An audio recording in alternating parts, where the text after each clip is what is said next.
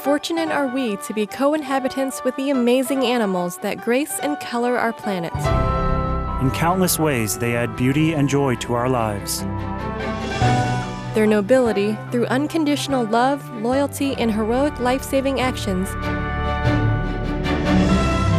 is a constant source of wonder and inspiration. What would our world be like without our fun and intelligent animal friends? We simply could not imagine it. Thanks be to the Providence for all the cherished animals. May we always honor their God-given precious lives as we honor a part of ourselves.